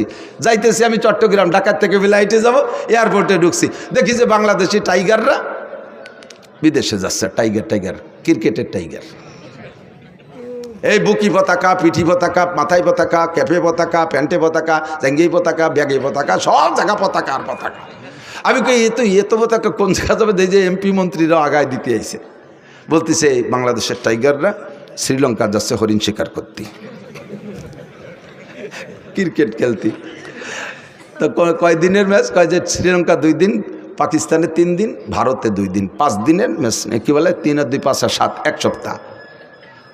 ওরা তো আমার চেনে এই প্লেয়াররা, ওরা আমার কাছে দোয়া নিল যে হুজুর একটু দোয়া করেন যাতে এবার কিছু নিয়ে আসতে পারি। আমরা তো একটা বাঙ্গা সার কাপড় আনতে পারি না বিদেশের তে, এবার যাতে একটা কিছু নিয়ে আসতে পারি। আমি দোয়া আল্লাহ যে আল্লাহ এবার যেন কিছু পারে। আমার সাথে একজন কয় হুজুর এই ক্রিকেট লাগার জন্য দোয়া আনলেন। আমি বললাম যে পাগল, বাংলাদেশ আলারা কোনো জায়গাতে কিছু আনতে পারে না, ওরা এবার একটা কিছু আনুক, যা ওইরি আনুক, খেমচি ওইরি আনুক, চড়াচড়ি এর লাইথে জিতে আসুক, আসুক তো একবার একটু ভাষ্ট হইয়ে। কোনো দেশে তো ভাষ্ট হতে পারে না। পরে 1 সপ্তাহ চলে যাওয়ার গেল, 10 দিন চলে যায়, 12, 13, 15 দিন চলে যায়, খবর টবর পাই না। এবার এই ক্রিকেট দেওয়া পার্টিতে জিজ্ঞেস করলাম যে এই যে অমুক তারিখে যে একটা টিম গেল বিদেশে হরিণ শিকার করতে, টাইগাররা, এরা আসলো কবে, কী দিয়ে কী রেছে, তা তো খবর টবর পাইনি। কয় যে সব জায়গাতে ঠকিয়ে গেছে, পরে মনে হয় এদের ব্যানে টেনে চলিয়ে আইসে, জুনিটের ভাইনি। আমার বাংলাদেশের হাফেজরা কোন দেশের থেকে ঠকিয়ে আসে না, কথা বলেন ঠিক ঠিক না? সারা পৃথিবীর যত মুহাদ্দিস আছে তার ভিতরে 1 নম্বর মুহাদ্দিস আমাদের বাংলাদেশে মাওলানা আব্দুল মালিক সাহেব, বাইতুল মুকাররমের খতিব সাহেব। কাজেই আপনি একা একাও যাইতে আমিনটা জোরে ঠেলিয়ে আনতে গেছেন কে? আমিন জোরে হবে না, আসতে হবে বাইতুল মুকাররমের খতিব সাহেবের কাছে শুনিয়ে আসেন। আসেন দাঁড়িয়ার মাঠের প্রধান মুফতির কাছে, জান ভাঙ্গা ঈদগাহ মাদ্রাসার মুফতি সাহেবের কাছে, আমরা সব ফতোয়া দিয়ে দেব। কোনোতে আল্লাহর রহমতে ওদিক যা লাগবে না, কথা কন। এবার তাকবীরে তাহরিমা আমিন বলা, এটা বলবে, আসতে বলবেন। আল্লাহ আমাদের হানাফি মাযহাবের মাসালা কি বলা হয়, সব মাসালাই তাকবীরে তাহরিমা বলা। এদিকে একটু আরেকটা খেয়াল করেন, তাহলে তাকবীরে তাহরিমা বলা আজকে থেকে যাদের জানা ছিল না তারা জেনে নিয়েছেন না, তাদের জিন্দেগির 80 লক্ষ 60 লক্ষ বছর হায়াত পর্যন্ত যদি হায়াত পান আর নফল ইবাদত করেন, তার চাইতে আপনার একটা মশালার দাম বেশি হয়ে গেছে। মাহফিলটা খুব ভরপুর কামিয়াব হয়ে গেছে। এর সাথে ছোট্ট আর একটা মশলা পেঁচাই গেছে, একটু না কয়ে তো জাতিবাতি চিনা, আপনার অনুমতি দিলে বলবো। এই তাকবীরে তাহরিমা ইমামের পিছনে বলবেন, বলার সিস্টেম কি, আবার তা সে জায়গা ছোট্ট একটু চিকুন একটা মশলা আছে, বলবো। সেই মশালাটা হলো ইমাম সাহেব আল্লাহু আকবার বলবে, তো ইমামের যদি সুর বেশি হয়, সুর আলা ইমামরা একটু টাইনিয়ে সুর দেখে আল্লাহু আকবার সুর দিতে যে খানিকটা নি ফেলে। আবার জামাত যদি বড় হয় তাহলে পিছন পর্যন্ত তাকবীর পৌঁছতে হবে, এজন্য একটু টাইনিয়ে কয় আল্লাহু আকবার। তো ইমাম আল্লাহ কয় আরে টানতেছে, আপনি মনে হচ্ছে অনুমতি আপনি শটে মারিয়ে দিয়েছেন, আল্লাহু আকবার। এ জায়গায় অ্যাক্সিডেন্ট কি হয়েছে মনে রাখবেন, ইমামের আল্লাহু আকবারের র শেষ হওয়ার আগে যদি আপনার আল্লাহু আকবারের র শেষ হয়ে যায়, আপনার ইক্তেদা সহি হয় নাই, ওই ওয়াক্তের নামাজ বাতিল। মজলিসু ফিকিন খায়রুম মিন ইবাদাতি 60 সানা। এর একটা মাসালা শোনা এবং শিখা 60 বছর নফল নামাজ ও রোজার চাইতে কম না বেশি? জোরে কান, কম না বেশি? এই জন্যে দোস্ত বলতে যে অনেক দুঃখ সরে চলে আসছে, আর কিছু মশালাও বলা হয়ে গেছে, সাথে আর একটা মশালা না বলে পারতেছি না। মশালার মধ্যে ঢুকলে খালি আমার ভেস্তেজের পড়াইতে মনে চায়। ওলামাই কেরামের কাছে চর্বিতে চর্বণ মনে হচ্ছে। আমি অনুরোধ করবো আয়েম্মায়ে মাসাজিদ যারা আছেন, মসজিদের ইমাম যারা আছেন, জুমার দিনে আপনি লম্বা লম্বা কিস্সা কাহিনীর বয়ান বাদ দিয়ে দুই পদ্ধতিতে বয়ান করতে পারেন। জীবনে কোনো দিন আপনার বয়ান ফুরোবে না, জীবনেও কোনো দিন বয়ান ফুরোবে না। এক পদ্ধতি হলো কোরআন শরীফের তর্জমা, ধারাবাহিক এক দার্সের তর্জমা, তফসির ভালো করতে যদি নাও পারেন কমপক্ষে সহিভাবে তিলাওয়াতটার তর্জমাটা মুখস্থ সে শিখে মসজিদে যে জুমার দিন কোরআন শরীফ দেখে দেখে এক দার্সে সূরা ফাতিহা থেকে নিয়ে আপনি তিলাওয়াত করবেন আর তর্জমা করবেন, দেখবেন মানুষ অত্যন্ত তৃপ্তি সহকারে শুনবে। কমপক্ষে আল্লাহর বান্দারা একটু আইডিয়া নেবে, আরে আলহামদুলিল্লাহ সূরার মধ্যে কি পড়ি, এ কি ভূতির মন্ত্র না কি পড়ি, এর তর্জমা কি বুঝতে পারলে তেলাওয়াতের যদি তর্জমা বোঝা যায় তাহলে পড়েও মজা লাগে, কতক্ষণ পড়তেও মজা লাগে। আপনি যখন সূরা ফাতিহা পড়বেন আলহামদুলিল্লাহি রাব্বিল আলামিন, এইটা কি পড়লেন তর্জমা জানেন না, টপাটপ করে পড়ে গেছেন, যদি আপনি বোঝেন যে আপনি কি বলছেন, আলহামদুলিল্লাহি রাব্বিল আলামিন, সমস্ত প্রশংসা আল্লাহর জন্য যিনি রব্বুল আলামিন, সারা জগতের প্রতিপালক।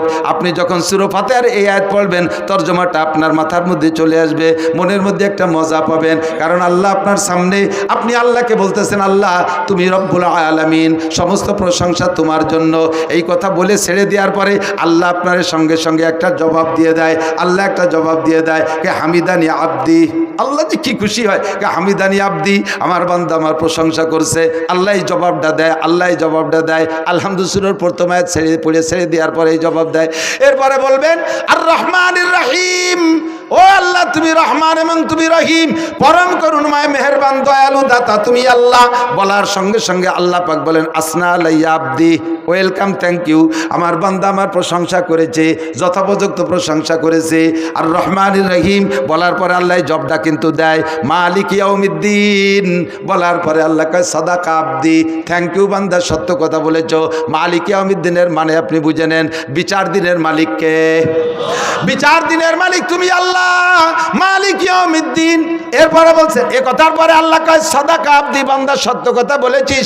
বিচার দিনের মালিক ডক্টর ইউনূস না, বিচার দিনের মালিক তোদের প্রেসিডেন্ট প্রধানমন্ত্রী না, বিচার দিনের মালিক তোদের বাংলাদেশের হাইকোর্টের সুপ্রিম কোর্টের বিচারপতি না, আরে বিচার দিনের মালিক জোরে বলেন কে? মালিক ইয়াউমিদ্দিনের মধ্যে তাই বলছেন, কথা কি মনে থাকবে? এরপরে বলছেন ইয়াকা নাবুদু ওয়া ইয়াকা নাস্তাঈন, আল্লাহ ইবাদত তোমারই করি, ইয়াকা নাবুদু তোমারই ইবাদত করি, ওয়া ইয়াকা নাস্তাঈন সাহায্য চাইলে তোমারই কাছে চাই। জোরে বলেন সাহায্য কার কাছে? দুনিয়ার কোনো রাজা বাদশার কাছে চাই না, কোনো কোটিপতি শিল্পপতি রাষ্ট্রপতি ভগ্নিপতির কাছে আমরা সাহায্য চাই না। নাস্তাঈন আল্লাহ তোমার কাছে সাহায্য চাই। এই আয়াতটার মধ্যে দুইটা অংশ লক্ষ্য করেছেন নাকি? একটা হলো ইয়াকা নাবুদু তোমার ইবাদত করি, আর একটা হলো ইয়াকা নাস্তাঈন আমরা সাহায্য চাই। আয়াতটার ভিতরে দুইটা অংশে আল্লাহকে হাজা বাইনি ওয়া বাইনা আব্দি, এই আয়াতটার মধ্যে দুই ভাগ হয়ে গেছে, অর্ধেক আমার আর অর্ধেক বান্দার। ইয়াকা নাবুদু আল্লাহর, নাস্তাইন সাহায্য চাই আমার জন্য। আল্লাহকে এই আয়াতটা দুই ভাগ হয়ে গেছে, অর্ধেক আমার আর অর্ধেক আমার বান্দার। ওয়ালি আব্দি মা সালা, কাজে আমি জবাব দিলাম আমার বান্দা যা চাইতেছে সাহায্য সব আমি তারে দিয়ে দিলাম। এরপরে কি সাহায্য চাইবেন একটু সাহায্যর নাম কন, সাহায্য কি চাইছেন আপনি? বলছেন ইহদিনাস সিরাতাল মুস্তাকিম। আল্লাহ বাংলাদেশে দলের অভাব নাই, আমলিগ বিএনপি জামাত জাতীয় পার্টি ৮৮ চন্দ্রবাড়া মানিকগঞ্জ সুরেশ্বর ভোজেশ্বর ইনায়তপুর বাহাদুরপুর শরীয়তপুর মাদারীপুর ফরিদপুর তবলিগ সরমনাই এতাতি ওয়াজাতি হিজবুত তাওহীদ কাদিয়ানি। এরপরে বাড়াইছে এবার আবাল সরকারে ফাউল সরকার, আমার একটা ফাউল সরকার, কথা কন না কেন? এ আবাল সরকার বাউল না ফাউল, বাউল না ফাউল? ওরা যারা ফাউল না করবে সে ফাউল। জাহেল মূর্খ কত বড় বিয়াদব। আল্লাহরে কয় কি আল্লাহ কি মুখ দিয়ে কথা কয় না পাছাই দিয়ে কথা কয়? সাড়ে শয়তান, তুই যাইস আল্লাহর সাথে সে দেখা হবে কোন জাত দিয়ে কথা কয় তোরে দেখিস। আর আমার সামনে পড়লি তো হাসরের মাঠে ওর সাথে বাড়ি বাড়ি লেগে যাবে। এখনই যদি ওরা পাই ওর কিছু হলি একটা আমি করবো, তাই আমার জীবন থাকুক আর না থাকুক। কথা বলেন? Ready ready? কোনো বাউল ফাউল চুল আলার কোনো খানা ভাঙ্গার মাঠে হবে না। ভাঙ্গার জনগণ মর্দে মুজাহিদ। ইয়্যাকা না'বুদু ওয়া ইয়্যাকা নাস্তাইন ইহদিনাস সিরাতাল মুস্তাকিম। আল্লাহ এত দলের মধ্যে কোন দল যে সঠিক তাই তো বুঝে পারতেছি না। আল্লাহ যে আসে সেই সুন্দর করে বুঝায় কি আমরা সঠিক, আমরা তো বুঝে উঠতে পারতেছি না। দলের তো অভাব নাই। আল্লাহ কোন দল গ্রহণ করব? কাজে ইহদিনাস সিরাতাল মুস্তাকিম, তুমি তো জানো সঠিক দল কোনটা, ওই সঠিক দলের অন্তর্ভুক্ত আমাকে বানাইয়া দাও। আল্লাহ তোমার কাছে অনুরোধ, আমি তোমার কুদরতি কদমে পড়ে দোয়া করি, আল্লাহ গায়রিল মাগদুবি আলাইহিম ওয়ালাদ-দাল্লিন, সঠিক দল তো চিনেই দিবা, সঠিক পথে চালাবা। তবে গায়রিল মাগদুবি আলাইহিম মানে ইহুদি, আর দাল্লিন মানে নাসারা, এই ইহুদার নাসারাদের পথে আমারে চালাইও না। এ কথা বলার পরে, এই আয়াতগুলো বলার পরে আল্লাহ কয় ফালি ওয়ালিয়াবদি মা সাআলা ওয়ালিয়াবদি মা সাআলা, ও বান্দা তুমি যা যা চাইলে সব তোমারে দিয়ে দিলাম। একটু এই জায়গাটা কথা বলে যাই, খেয়াল করেন, খেয়াল করেন, খেয়াল করতেছেন? আপনি একটা আয়াত সূরা ফাতিহাতে পড়বেন আর পরে আল্লাহ একটা জবাব দেয়, তাহলে আয়াতটা পড়ে আল্লাহরে জবাব দেওয়ার সুযোগ দিতে হবে না? আপনি বলি চলে গেছেন আলহামদুলিল্লাহ, হঠাৎ দাল্লিন, কোন ভাগে কি দেখে হঠাৎ দাল্লিন। আল্লাহকে কি কি চালিত তো আমার তো দিয়ারই সুযোগ দিলি না। একাও যদি পড়েন, আস্তেও যদি পড়েন, কিরা জোরেও যদি পড়েন, কমপক্ষে আলহামদুলিল্লাহর আয়াতগুলো ছেড়ে ছেড়ে পড়বেন, যাতে মাঝখানে আল্লাহ আপনাকে যা চাইতেছেন ওগুলো দিয়ার আল্লাহ নিজেই স্বীকার করতে পারে। মজা হয়েছে না কথা কন? তখন মজা পাবেন। এরপরে সূরা ফাতিহার তরজমা, সূরা বাকারার তরজমা করবেন, সূরা আল ইমরানের তরজমা করবেন। মসজিদের ইমাম সাহেবদের ওয়াজ কোনোদিন শেষ হবে না। আর নয় 52 শুক্রবারে 52 প্রকারের নতুন ওয়াজ বানাই করতে একেবারে চাউল মুড়ি হয়ে যায়। আমরা বক্তারা তাই যেই মাঠে আর কালকে আর এক মাঠে একই ওয়াজ সারা বাংলাদেশ ভরে গাইয়ে বেড়ালি, আমাকে ধরার কেউ নাই। কিন্তু শুক্রবারে 52 প্রকার ওয়াজ না করলি মুসল্লিরা খালি রোগা কুড়োর মতো জিমিয়ে হুজুর কি কয়ে যাচ্ছে, সময় হয়েছে জল দিয়ে দিয়ে ঘুমায় আর কালি কয় গড়িতে চুমা হয়েছে। কারণ যা কইতে যে কতবার শুনবো। আর কোরআন শরীফের শুরু থেকে শেষ পর্যন্ত তরজমাগুলো বলবেন, কোনোদিন শেষ হবে না।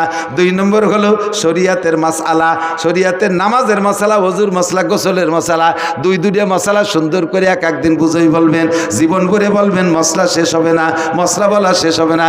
কারণ 2 রাকাত নামাজ পড়তে 12,000 মাসআলা, 12,000 মাসআলা। কয়টা মশালা কয়দিন বলবেন আর কয়দিন মনে রাখবেন? এর একটা মশালা বললে মুসল্লিদের এই পরিমাণ লাভ। 2 নম্বর মশালা বলছি, মনে আছে নাকি? 3 নম্বর আর একটা মশালা বলে আমি হজের দিকে চলে যাব।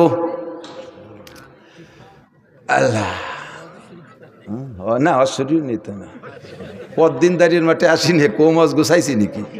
তবে আর বেশিক্ষণ টিকতে পারতেছি না, বুক ব্যথা হতেছে। হজের লাইন ধরাই দিয়ে যাবো ইনশাআল্লাহ। যা পড়ছি অনেক সময় একদল আছে কয় যে কওমি উলামায়ে কিরাম এরা ওই সৌজন্যমূলক আয়াতেরটা পড়ে আর এদিক ওদিক দিয়ে কয়ে এটি চলে যায়, আয়াতের তর্জমা জানে না। জানি না, না জানি, দুদু তুমি আমার ক্লাসে আসো, আসো। আমি কোরআন তর্জমা পড়াই, তফসিরে জালালাইন বয়জবি পড়াই, আমি বুখারী শরীফ কিতাবুত তফসির পড়াই, বুখারী শরীফ পড়াই। আসো, পারি না, না পারি। বাকি কথা হলো ওয়াজ আমার ইচ্ছা মতো হয় না। যেদিন আমার ইচ্ছা মতো ওয়াজ করতে যাই সেদিন আমি মোটে আর ওয়াজ তালাশ করে পাই না। যেদিন আল্লাহর ইচ্ছা মতো ওয়াজ করি, এলাকায় যা প্রয়োজন সেই কথাগুলো আল্লাহ আমারে দিয়ে বলায়, আর সেদিন আমার কথা মোটে শেষই হতে চায় না। তখন বুঝি যে কথাগুলো জরুরি হয়েছে। আল্লাহ আল্লামা জালালউদ্দিন রুমি রহমাতুল্লাহ আলাইহি বলেন, ইসুকানশি রাস্তে দার পেস্তানে যা বেকুশন্দা খুশনমি গরদদ রওয়া মুস্তামে চু তৃষ্ণা জোয়েন্দা সুদ ওয়াইজার মুরদা বুদ গোয়েন্দা সুদ মুস্তামে চু তাজা আয়াত বেমালাল সজ্জাবা গরদদ বগুপ্তন গঙ্গুলাল। ও মাদ্রাসার ছাত্ররা, তোকে পায় ধরে একটু ফার্সি পড়, পায় ধরে একটু ফার্সি পড়। ফার্সি মোটে পড়বি না, ফার্সি লাগে কোন সাগে? ফার্সিতে শের যদি হাফিজুর রহমান সিদ্দিকী পড়ে তা দিয়ে এবার মজা করে শোনো, তাহলে তুমি কেন পড়া শিখবা না? হাফিজুর রহমান সিদ্দিকীর রেকর্ড শুনে, তার ইউটিউবে থেকে শুনে তুমি মুখস্থ করো। কাজেই যে শুনি তুমি যখন বয়ান করতে যাও শেরের শব্দগুলো শুদ্ধ হয় না, কারণ তোমার তো ফার্সি সম্পর্কে অভিজ্ঞতা নাই। ও কি কইছে ইউটিউবের দেখে শব্দগুলো ক্লিয়ার বোঝা যায় নেই, শুধু সুর মিলে গেছো। জাননেওয়ালা আলেমরা বোঝে তুমি আন্তর্জাতিক খ্যাতি সম্পর্ক একজন মূর্খ মৌলবী। ফার্সি পড়ো, মজা শেষ নাই। আমি এই জায়গায় বসে এখন থেকে বাকি যে টাইম আছে সবটুক টাইম ইনশাল্লাহ ফার্সিতে ওয়াজ করতে পারি। এইভাবে আমরা ফার্সি পড়ছি, তোমাদের চাইতে কিতাব একখানো বেশি পড়ি নাই। ওই ফার্সি বলি তাইসিরার কি বলা হয় পান্দেনামা গুলিস্তা পর্যন্ত পড়ছি। আল্লাহর রহমতে সেখান থেকে ফার্সি বলা অর্জন করেছি। ফার্সিতে আমি এই আজকে রাত্রে এখানে বসবো, আমি 100 শের বানায় দিতে পারবো ফার্সিতে ইনশাল্লাহ। টেরও পাবেন এটা গুলিস্তার শের না, বুস্তার না, মাসনবী না, পান্দেনামা না, কারিমা শের। আল্লাহর রহমতে ফার্সি শিখছি। ফার্সি পড়বেন, ওর মধ্যে বহুত রুমুজ পাবেন। আল্লামা জালালউদ্দিন রুমি মাসনবীর মধ্যে বলেন, ই সুখানশি রাস্তেদার পেস্তানে যা বেকুশেন্দা খুশনমি গরদাদ রওয়া। বক্তাদের মুখের কথা গাভীর স্তনের দুধের মতো। গাভীর স্তনের মধ্যে দুধ কিন্তু জমা করা থাকে না। যখন সকালবেলা বাছুরি যে জিভ বেঁধে চাটা শুরু করে, আল্লাহ পাক রব্বুল আলামিন তখন কোন শব্দে দুধ বানায় দেয়। দুধ বানায় কোন জায়গা থেকে? আল্লাহ বলেন, মিমবাইনি ফারাসি ওয়াদামিন লাবানান খালেসা। রক্ত আর গোবরের মাঝ দিয়ে আমি পরিষ্কার 5 কেজি দুধ তোমার জন্য তখনই বানায় পাঠাইয়া দেই। ওই দুধ পেটের মধ্যে অপারেশন করলে কোনো জায়গায় ব্যাগ বোতল ভরা পাওয়া যাবে না। কথা বলেন ঠিক কি ঠিক না? সেম কোয়ালিটি বক্তার জিব্বে ওয়াজ লেখা নাই, মাথার মধ্যে ওয়াজের মেমোরি কার্ড ঢুকানো নাই, সিনার মধ্যে কোনো জায়গায় ওয়াজ লেখা নাই। এ জায়গা বসার পরে সুবহানাকা লা ইলমা লানা পড়ে যখন বলি আল্লাহর কাছে সারেন্ডার করি, আল্লাহ আমার কোনো এলেম নাই। এই দাঁড়িয়ারমাঠ থানা সদরের শিক্ষিত জনগণের কি প্রয়োজন? কথাগুলো আমারে শিখায় দাও। আল্লাহ আমার মাথার মধ্যে গাভীর দুধের মতো কথাগুলো দেয়, সেই কথাগুলো বলি। যদি কথা প্রয়োজনীয় হয় কথাগুলো নিয়ে যাবেন, ভুল বললে ক্ষমা করে দেবেন। একটা মশালা বলে দেয়, আমার দিক তাকান। অনেক সময় সূরা ফাতিহা পড়ার পরে কোন কিরাত পড়বেন, কিরাত খুঁজতে যে একটু সময় লেগে যায়। বহুত জানেন তো কুন্ডা পড়বেন করে খালি ঠেলা ঠেলি হতেছে। কুন্ডা পড়বো, ইন্না তাই না পড়বো, না কুলু পড়বো, নাকি ওয়াল আসতে পড়বো। এই ভাবতে শুরু হতে টাইম সেরে গেছে। কটুক জানেন? সুবহান রাব্বিল আযীম, সুবহান রাব্বিল আযীম, সুবহান রাব্বিল আযীম 3 বার। জোরে পড়লে তো একটু সময় বেশি লাগে, আস্তে পড়লে আর সময় কম লাগে। 3 তসবিহে বলে 3 তসবিহ। 3 তসবিহ পরিমাণ টাইম যদি আপনার ভাবতে সময় চলে যায়, আপনার ওয়াজিব তরক হয়ে গেছে। শেষ বৈঠকে আপনার সৌসিদা দিয়া ওয়াজিব। কয়দিন দিয়েছেন সৌসিদা?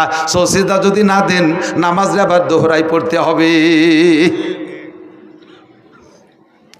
প্রথম বইটাকে আত্তাহিয়াতু পড়ার পরে আব্দু রাসূল পর্যন্ত পড়ে উঠে দাঁড়ায় যাইতে হবে। আপনি ভুল করবে, কারণ আত্তাহিয়াতু এমন মুখস্থ হয়েছে, প্রথম আত্তাহিয়াতু দোয়া দুরুদ ও আর মনে ওই ভরা লাগে না। শেষ দায়িত্ব উঠে মুখরে আত্তাহিয়াতুর দায়িত্ব দিয়েছেন, তুই পড়তে থাক। আর আপনি চলে গেছেন দোকানের মধ্যে, ব্যবসা বাণিজ্য খেয়াত খামার বেরাক টেরাক সব ঘুরিয়ে টুরিয়ে হঠাৎ করে আইছেন যে ইন্না কান্তাল গফুরুর রহিম চলে গেছেন। তখন পরাণ করে, আরে আল্লাহ আরো দিয়ে 1 রিকাত রয়েছে, আরো 2 রিকাত রয়েছে, আমি এত দূর পড়লাম। তখন নিজে মুফতি হয়ে যান, কয় যে লস হলি তো আমারই হয়েছে, আল্লাহর তোর লসই নেই, আমার সময় নষ্ট হয়েছে।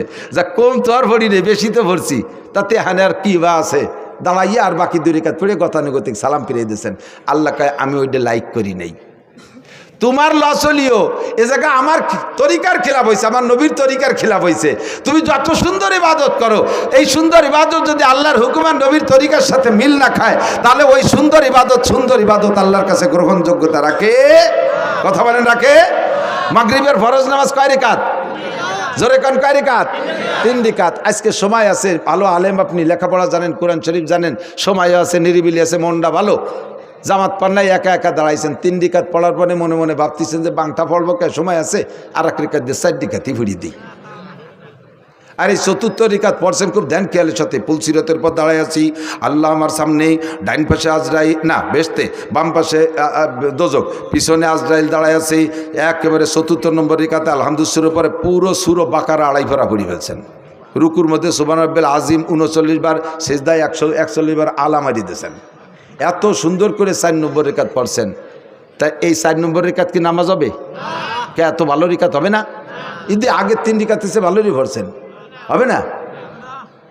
কে হবে না? খালি এই 1 রিকাত হবে না, না সব কয় রিকাতে খাইছে, সব গোষ্ঠী শুদ্ধ মেরি দিছে। ওই সেই বাংলা একেবারে আগা সারা সব শেষ। কতক্ষণ? কেন? এটা আল্লাহর হুকুমান নবীর তরিকায় হয় না, যদিও নামাজ। কতক্ষণ না কেন? রমজান ভরে রোজা রাখা, সারা রমজান রোজা রাখা ফরজ, রোজা রাখা ফরজ না? সুস্থ মানুষ 30 দিন 30 রোজা রয়েছেন, বাস মাশাআল্লাহ, থ্যাংক ইউ। এবার ঈদের দিন সবাই তো ঈদের নামাজ পড়ছে, সিমাই খাইছে, খেজুর খাইছে, ইত্যাদি খাইয়ে দিয়ে আরও গরু মরু ইত্যাদি মারি খাইয়ে খুব ঢকঢক করে বেড়াচ্ছে।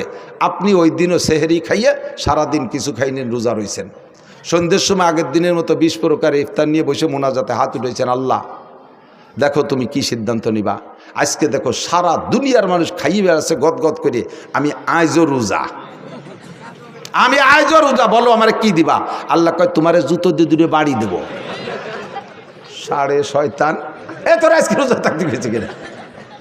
আইয়ামু ঈদ আইয়ামু জিয়াফাতিল্লাহ, ঠিক না হুজুর? হাদিসের শব্দই আইয়ামু ঈদ আইয়ামু জিয়াফাতিল্লাহ। বিয়ের দিন জামাই যদি কয় আব্বা আমি রোজা, আমি খাবো না, তাহলে সেই দিন শ্বশুরের কিরম ঠেয়, আর তোর আমার বাড়ি মেহমানদারির দিন তুই আজকে রোজা। কাজেই এবাদত আমার সৌন্দর্যের পর কোনো সৌন্দর্য না, এবাদতের সৌন্দর্য দেবে আল্লাহ, আল্লাহ রসুল। কথা বলুন ঠিক কি ঠিক না? আল্লাহু আকবার। সূরা হাশরের শেষ 3 আয়াত পড়তে আমরা কি বলি? আউযু বিল্লাহিস সামিউল আলিম মিনাশ শাইতানির রাজিম 3 বার পড়িয়ে তারপরে হুয়াল্লাহুল্লাজি। কেউ কেউ কয় যে বিসমিল্লাহ পড়লি দোষ কি? বিসমিল্লাহ কি খারাপ জিনিস? বিসমিল্লাহ ভালো জিনিস। বিসমিল্লাহ খারাপ জিনিস না, ভালো জিনিস। দেখতে হবে হাদিসে কি আছে। হুজুর বলছেন আউযুবিল্লাহি সামিউল আলিম মিনাশ শাইতানির রাজিম 3 বার পড়ি হুয়াল্লাহুল্লাজি বললেন। হুজুর আউযুবিল্লাহি সামিউল আলিম মিনাশ শাইতানির রাজিম 3 বার বলতে বললেন, বিসমিল্লাহটা কেন বলতে বললেন না? এ জায়গা বিসমিল্লাহ নাই। আপনি এ জায়গা সুন্দর করে সাজাইয়ে যুক্তি দিলে কাজ হবে না। শরিয়ত যুক্তির শরিয়ত না, শরিয়ত হলো মা আতাকু রাসূলু ফাকুযু ওয়া মা নাহাকুম আনহু ফান্তাহু। আমার রাসূল যেটা যেভাবে করতে বলছে সেইটা সেইভাবে করো। কথা বলেন ঠিক না? সরে চলে যাই দোস্ত। এবার সারা জিন্দেগি ভরে যা আমল করি, এই আমল রাখার জন্য একটা বস্তা আছে, আমল রাখার বস্তা আছে। ধান রাখেন বস্তায়, চাউল রাখেন বস্তায়, তারপরে গম রাখেন বস্তায়, সরিষা রাখেন বস্তায়, সব মাল বস্তায় রাখতে হয় না? আমল রাখার একটা বস্তা আছে, এই বস্তার নাম আমল নামা। বস্তার নাম কি? বস্তার নাম। আর এতক্ষণ যত যা মশালা বলছি এত বিশাল নেকি হয়েছে। আজকে বললাম না পরিমাণে কি পরিমাণ হয়েছে। এই সব নেকি রাখার একটা বস্তা আছে, বস্তার নাম কি? জোর হলো না? আমল নামা। দানের বস্তা বানানোর নিয়ম কি? দোপাট্টা সালারে এরকম দোপাট্টা করে এরপরে লম্বা 2 সেলাই কোনায় দে আর তলিতে একটা সেলাই, ঠিক না? যদি ঘটনাক্রমে কোনো বস্তার লম্বা সেলাই পড়ছে কিন্তু তলায় সেলাই পড়ে নাই, রাতের বেলা 50 মণ ধান উঠোনে 2 বাপবেটা বস্তা 50টা নিয়ে যাইয়া ধান ভরার নিয়ত করে অন্ধকারে ছেলেরে কইছেন বাবা তুই বস্তা ধর, আমি এই কেসি ভরে ভিতরে দিচ্ছি। তো অন্ধকারে ছেলে বস্তা ধরছে আর বাপে ধান ঢুকছে। সেই 50 মণ ধান এক বস্তায় ভরে না। ছেলেকে আব্বা কি আরেন কোন জায়গা ঢালেন? বাপে কয় তুই বস্তা কিরম ধরছিস, ধান তো সব শেষ হয়ে গেল, এক বস্তায় ভরে না। পরে দেখে না বস্তার মুখ দিয়ে দিয়েছে কিন্তু তলায় সেলাই নাই। তলায় কি নাই? সেলাই নাই। এই ধান বস্তা ভর্তি হলে তলায় কি লাগবে? সেলাই লাগবে। যত নেকামল আছে, নেকামল শুধু আমি আপনি করি না, নেকামল কাফের মুশরিকরাও করে। দান খয়রাত করা নেকামল, সত্য কথা বলা নেকামল, ওয়াদা ঠিক রাখা নেকামল, মসজিদ মাদ্রাসায় দান হিন্দুরাও করে, করে কি করে না? এই সব নেকামল। এই নেকামল রাখার যে বস্তা, মুসলমানের বস্তার তলায় সেলাই আছে, কাফের মুশরিক ইহুদ নাসারাদের বস্তার তলায় সেলাই নাই। সেলাই দিতে হবে কি দিয়ে? সুই সুতোই দিয়ে না, আমল নামার বস্তার তলায় সেলাই দিতে হবে কলেমা দিয়ে। জোরে বলেন কি দিয়ে? ঈমানের কলেমা দিয়ে। আল্লাহ সেই কথা বলেন, মান আমিলা সালিহাম মিন যাকারিন আও উনসা, নারী আর পুরুষ যারা নেক আমল করবে, ওয়া হুয়া মুমিন, শর্ত হলো ঈমানের সাথে। ঈমানের সুই সুতো দিয়ে আমল নামার বস্তার তলায় সেলাই দিয়া যদি নেক আমল করো, তাহলে এই নেক আমল বস্তার মধ্যে থাকবে। আর তার বিনিময় পাবা কি? ফালানুহিয়ান্নাহু হায়াতান তাইয়্যিবা, তোমাকে দুনিয়ার জিন্দেগিটা বড় সুখময় করে দেব। দুনিয়ার জিন্দেগিতে কোনো অশান্তি থাকবে না।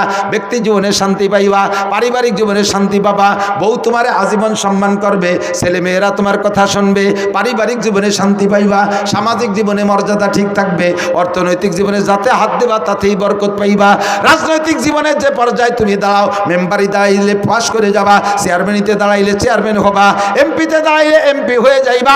শর্ত হলো তোমার নেক আমলের বস্তার তলায় সেলাই দিবা লা ইলাহা ইল্লাল্লাহ মুহাম্মাদুর রাসূলুল্লাহ। 1 নম্বর সেলাই।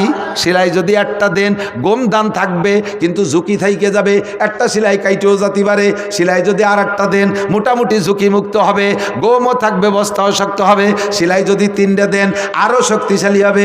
4টে সেলাই দিয়ে দিলে আশপাশ ছিঁড়ে গেলেও বস্তা আর তলা ছেড়বে না।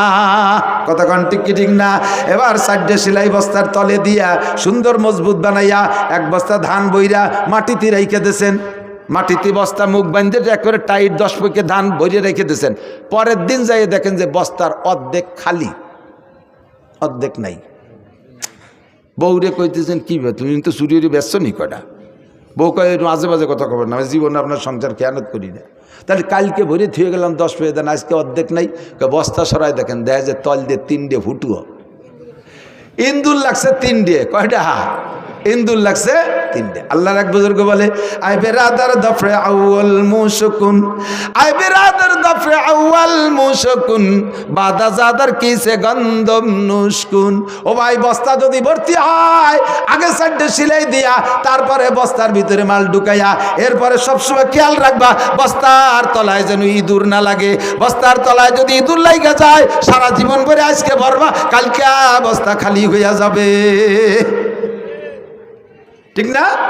তাহলে ইমানের বস্তার তলা, আমলের বস্তার তলায় সেলাই দিতে হবে ইমানের সুই সুতো দিয়ে 4টে সেলাই। কয়টা? 1 নম্বরে কলেমায়ে তয়্যিবা লা ইলাহা ইল্লাল্লাহ মুহাম্মাদুর রাসূলুল্লাহ। 1 নম্বর সেলাই একটু ঝুঁকি থেকে যায়, ছিঁড়ে যাইতে পারে, কারণ ইমান ধরে রাখা বর্তমানে হাতে কয়লার আগুন রাখার চাইতে কঠিন। কথা বলুন ঠিক ঠিক না? এই জন্য 2 নম্বর সেলাই কলেমায়ে শাহাদাত, আশহাদু আল্লা ইলাহা ইল্লাল্লাহ ওয়া আশহাদু আন্না মুহাম্মাদান আবদুহু ওয়া রাসূলুহু। 2 নম্বর সেলাই বাস মোটামুটি শক্ত, এরপরে হাত দুটো সেলাই দিয়েই দেই, তলার ঝুঁকিটা সম্পূর্ণ শেষ হয়ে যাক। 3 নম্বর সেলাই ইমানে মুজমাল, আমানতু বিল্লাহি কামা হুয়া বিআসমাইহি ওয়া সিফাতিহি ওয়া কাবিলতু জামিয়া কামিহি ওয়া আরকানিহি। আমি বিশ্বাস করি আল্লাহকে। কেমন বিশ্বাস করো? আমার আল্লাহ যেমন তেমন। আল্লাহর কয়কার হাত আছে আমার জানার দরকার নাই, আল্লাহর দাঁত কত বড় জানার দরকার নাই, আল্লাহর পা কত বড় জানার দরকার নাই। কামা হুয়া, যেমন আল্লাহ তেমনই। আমার সাথে বলেন, যেমন আল্লাহ তেমনই। তার যত নাম আছে বিআসমাইহি, সব নাম বিশ্বাস করি। ও সিফাতিহি, যত গুণ আছে সব তারই জন্য প্রযোজ্য, এটা তার সাথে বিশ্বাস করি। এরপরে কি বললাম? ওয়াকাবিলতু জামিয়া কামিহি ওয়া আরকানিহি, তার সমস্ত আদেশ নিষেধ মানিয়া লইলাম, আদেশগুলো ছাড়বো না। বলেন, আদেশগুলো ছাড়বো না। আবার বলেন, আদেশগুলো ছাড়বো না, নিষেধগুলো করবো না। বলবেন না? বলবেন না? আদেশগুলো ছাড়বো না, নিষেধগুলো করব না। 3 নম্বর সেলাই ফাইনাল। 4 নম্বর সেলাই হলো ইমানে মুফাসসাল। বলি আমানতু বিল্লাহি ওয়া মালাইকাতিহি ওয়া কুতুবিহি ওয়া রুসুলিহি ওয়াল ইয়াউমিল আখিরি ওয়াল কদরি খাইরিহি ওয়া শাররিহি মিনাল্লাহি তাআলা ওয়াল বাসি বাদাল মাউত। এই 4টে সেলাই দিয়েছেন, এই 4টে সেলাই মজবুত হয়ে গেছে বস্তা। এবার বস্তার তলায় ইঁদুর 3টে। একটা হলো বিলে ইঁদুর, মোটা গেড়ি উঠু, বিলির বড় বড় ইঁদুর, বিলেইতি দেখলেও ভয় পায়। এই বিলে ইঁদুর। আর এক ইঁদুর আছে ডোয়ার মধ্যে মাটি ঠেলে, ওটা একটু মাঝারি ইঁদুর, এও লাগছে বস্তার পিছনে। 3 নম্বর আর এক প্রকার ইঁদুর আছে, বিছানা পাটি খেতা বালিশ কিতাবাদির মধ্যে দিয়ে ঘোরে, ওরে বুঝাই যায় না ইঁদুর নাকি ছোট শৈল ইঁদুর কয়। ঠিক না? টের পাওয়া যায় না খেতার মধ্যে। আবার পরের দিন দেয় যে ল্যাপের কোনায় দিয়ে 2 কেজি বার হয়ে ফেলাইছে। কতক্ষণ? এই 3 প্রকারের ইঁদুর আমল নামার বস্তার পিছনে লাগে। 1 নম্বর ইঁদুরের নাম শিরিক। 1 নম্বর ইঁদুরের নাম, এটা বিলে ইঁদুর, আকবারুল কাবায়ের। এইটা যদি আপনার আমল নামার বস্তায় পিছনে লাগা থাকে সারা জীবনে বস্তা ভরতে পারবেন না। 2 নম্বর ইঁদুরের নাম কুফর। কুফর মানে নেয়ামতের শুকর আদায় না করা। গলা সমান খাইয়ে গ্যাড় গ্যাড় করে বদনাম করতে, হ্যাঁ খাইছে কুমিরির মতো খাইছে, ডাল ভালোই নেই। এ শয়তানটা খালি কে? মাদ্রাসার ছাত্ররা নোটাক বাট উস্কুত কথা কবি না, বডিকে লিল্লা বডিকে ফ্রি খাওয়ায়, 4টে পয়সা দেও না, আর উক্তে উক্তে বদনাম। এই মানসি খায়, নালু আলু গরুতি খায়। ভালো খাইতে হলে দে 5,000 টাকা দে, 3 বেলা বিরিয়ানি খাওয়াবো। যা দেয় মাদ্রাসার থেকে বাসবদের অমাক, জান বাঁচাও পরিমাণ ডাল দিক, চাল দিক, খুদ দিক, কুড়ো দিক, শুকর আদায় করবে। হুজুর আমার আব্বা হয় না, এলাকার মানুষ আমার আব্বা না, আব্বা খালি জন্ম দিয়ে ছাড়িয়ে দিয়েছে, এরা খাওয়ায়, এরা সাইডে বাদ দেয়, এটাই তো শুকরিয়া। কতক্ষণ? এই শুকর আদায় করবি, আজকে আদায় করবি, কালকে দেখবি যে গরু জবই দিয়ে পাঠায় দিছে আর একজন, আর আজকে খাইয়ে কবি এই মানসি খায়, তোরে আল্লাহ মাদ্রাসায় রাখবে না, গেটি ধরে বের করে যা ভ্যানসালায় বেড়ে গে সোরার বেটা সোরা। ঠিক কইছি না? বহুত না চকর ইন্দাল ইনসান আলী রব্বি হিলা কানুদ। আল্লাহ কায় কুত্তর 1 কান বিস্কিট দিলেও সে 1 কিলোমিটার পিছনে পিছনে দৌড়ে। এই বাজারে কুত্তু আছে, একটা 5 টাকা দিয়ে একটা পাউরুটি কিনে দিয়ে দেন, ওই জায়গা আপনি আটা দেওয়ার সাথে সাথে থায় না, ওই শুকর আদায় করতে 1 কিলোমিটার আপনার আগে দেয়। কাকা যান, আসসালামু আলাইকুম, পৌঁছে যান নিরাপদে। একটা ভাও রুটি খায় শকর আদায় করে। আর এত কষ্ট করে বোর্ডিংয়ে চাউল ডাউল খুদকুড়ো। আমি আলহামদুলিল্লাহ আল্লাহ পাক আমারে মোটা রুজি দিছে, মোটা রুজি দিছে। এক রাত যদি ইনকাম করি তাহলে আমি একা হলি আমার 1 মাস পর্যন্ত আর কামাই করা লাগে না। আমি সেই মানুষ, আমারে কোন সচিব সাহেব আমার প্লেটে ভাত তুলে দিতে পারলে সে শকর আদায় করে, খুশি হয়। নাসির হুজুরে, এই আমি হুজুরে ভাত দিচ্ছি, ছবি তোল, মানে এটি তার জন্য এটা পুঁজি বানায় রাখতেছে। আমি হুজুরি প্লেটে 1 মুঠ ভাত উঠে দিতে পারছি। কত ডিসি সাহেব আমার জুতো সোজা করে দিয়েছে, কত এসপি আমার প্লেটে ভাত তুলে দিয়েছে, আমার গাড়িতে করে বাড়ি পর্যন্ত পায়ে হেঁটে আগায় দিয়ে আসছে লাস্টের টুক যাই। এত সম্মান আল্লাহ দিয়েছে। আমি তারপরে তোমার জন্য দাঁড়ে দাঁড়ে ভিক্ষে করে বেড়াই, 1 মুঠ চাল দেন, 1 বস্তা চাল দেন, একটু ডাল দেন, এত করি তোমার জন্য। আর তোমার এনে রান্ধে বান্ধে খানু করি, এই আনছি গায়। তোর জন্য মাদ্রাসার বরকত কমিয়ে গেছে। কতক্ষণ হুজুররা তোমার আব্বা না, এলাকার মানুষ তোমার আব্বা না, তোমার আব্বা জন্ম দিয়ে ছাড়িয়ে দিয়েছে। আর এই মাদ্রাসা এত বড় বিল্ডিং ফিল্ডিং কার জন্য? তোমার জন্য বানাইছি। এরপর তোমার বিল্ডিং না, টাইলস নাই এই মাদ্রাসায়, অ্যাটাচড বাথরুম না, খানিক দূর এটি যে আগা লাগে, খানিক দূর এটি যে আগা লাগে, তারপর তো পাকা পায়খানা আগিস। আর আমাদের সময় মাদ্রাসায় ছিল ড্রেন বানাইয়া বা সাইডভাবে দিয়ে বিলিতে নাড়া উঠিয়ে নিয়ে বেড়া দিছি। 3 মাস পরে সে নাড়া উইতে খেয়ে বেলাইছে, এক পায়খানায় বসলে 3 জন আর 3টে জাতি হতো না। পায়খানায় যে পায়খানা করলে জ্যাটটুক নিচে পড়তো, তাতে সিটে এসে ভাষায় লাগতো বেশি। আদিকালি বাসি কথা কইতেও জ্বালায়। আর পাকা পায়খানা বানাই দিছি। আমার মাথায় কয়টা ছেলে চলিয়ে গেছে, কয় না বাথরুমে টাইলস নাই, এখানে থাকা হবে না। তোমার আব্বার বাথরুম কেমন? আমরা বাগানে পায়খানা করি। বাগানে পায়খানা করে, বর্ষাকালে বাগানেতে পায়খানা যে ফাঁকা ফাঁসা ইনকোয়ারি করা লাগে, সিনিয়র যোগ লাগছে নাকি আবার। আর তোমার এই মাদ্রাসায় টাইলস নাই, পায়খানা এই জন্য হাঁকবা না, যাতে গড়িয়ে বেড়াকে যে অনেক খুশি। এই নিয়ামতের শুকর আদায় না করার নাম কুফরি। দেখেন যত জায়গা শুকর আছে এগেনস্টে কফর আছে। লাইন শাকারতুম লাযিদান্নাকুম ওয়ালাইন কাফারতুম, শুকরের এগেনস্টে কফর। নিয়ামত ব্যবহার করে শুকর আদায় না করাই হলে আল্লাহর সাথে নাফরমানি করা। দেখেন দোয়া কুনুতের মধ্যে পড়েন অনাশকুরুকা, তারপরে ওয়ালা নাকফুরুকা, শুকরের এগেনস্টে কফর। তাহলে নিয়ামতের শুকর আদায় না করার নাম কুফরি। 3 নম্বর বাড়তি বহু কথা বলার দরকার ছিল, আগদে মেলা লম্বা আওয়াজ হয়ে গেছে। 3 নম্বর হলো শৈল ইঁদুর। ওরে বোঝা যায় না যে খেতা কাপড় নাকি ইন্দুর, আবার তল দিয়ে বেরোয় নিয়ে যায়। সেটা হলো বেদাত। এই বেদাতরে ইবাদতের মতো মনে হয়, বেদাতরে ইবাদতের মতো অথচ ইবাদত না। ওই শৈলদির মতো তল দিয়ে বারোয় নিয়ে চলে গেছে, 2 কেজি বারোয় নিয়ে চলে গেছে বেশি। মনে হয় যেন ইবাদত, আসলে ইবাদত না। এই 3 প্রকারের ইঁদুরে মাইরিয়ে যা ইবাদত করবেন বস্তার মধ্যেই থাকবে। আল্লাহকে ফালানুহিয়ান্নাহু হায়াতান তাইয়্যিবা, দুনিয়ার জিন্দেগি সুখময় করে দেব। ওয়ালা নাজজিয়ান্নাহুম আজরাহুম বিআহসানি মা কানু ইয়ামালুন, আমল যতটুক করবা তার চেয়ে নেকি বেশি দেব। নামাজ পড়বা জামে মসজিদে যে 1 ওয়াক্ত 527 ওয়াক্তের সওয়াব দিয়ে দেব। একবার সুবহানাল্লাহ বলবা, এত বড় একটা গাছ বানায় দেব। একবার বলেন আল্লাহ, 4000 নেকি। একবার পড়ে লা ইলাহা ইল্লাল্লাহ মুহাম্মাদুর রাসূলুল্লাহ তামলাউ মা বাইনাস সামাই ওয়াল আরদ, আসমান জমিনের মাঝখানে ফাঁকা জায়গা সব নেকিতে ভরে গেছে। ওয়ালা নাজজিয়ান্নাহুম আজরাহুম বিআহসানি মা কানু ইয়ামালুন, আমল যা করবা তার চেয়ে নেকি বেশি দিয়ে দেব। শর্ত হলো বস্তার তলা সেলাই হবে 4টে, আর ইঁদুর মেরে রাখতে হবে সব সময় 3টে। কয়টা? এই হলো ওয়াজের খুলাসা। কষ্ট পাইছেন? এর কিসা তো অনেক কিছু বলে ফেলাইছি। গভীর রাত তো একটু রসে রসে না বললে পড়ার কথা খাই না, ঘুমাইছে যত এতক্ষণ। আল্লাহ পাক আমাদের বুঝার আমল করার তৌফিক দান করুন। দাওয়াত ও তবলিগে সময় লাগাবেন, হাক্কানি পীর মাশায়েখদের কাছে সোহবত রাখবেন। সরমনায়ের পীর সাহেবদেরকে আমরা হক বলে জানি, সেখানে যাতায়াত করবেন। আমাদের নিকটতম পীর হযরত মাওলানা আব্দুল গফফার সাহেব, ইসমতুল্লাহ কাসিমি সাহেব, এনাদের সাথে যাতায়াত রাখবেন। আর মাদ্রাসাকে ভালোবাসবেন। শত্রুতাই করলে কিন্তু চোখ কানা হয়ে যাবেন ইনশাআল্লাহ। এর দিক মোটে বেকা নজরে তাকাবেন না। এর এগেনস্টে কথা পাকাইলে ব্রেন স্ট্রোক হবে, হার্ট স্ট্রোক হবে, ঠ্যাং ভেঙে যাবে, হাত পঙ্গু হয়ে যাবে, জবান পড়িয়ে যাবে। এদিক দিয়ে খুব খেয়াল রাখবেন, সতর্ক থাকবেন। اللهم صل على محمد وعلى آل سيدنا محمد وبارك وسلم।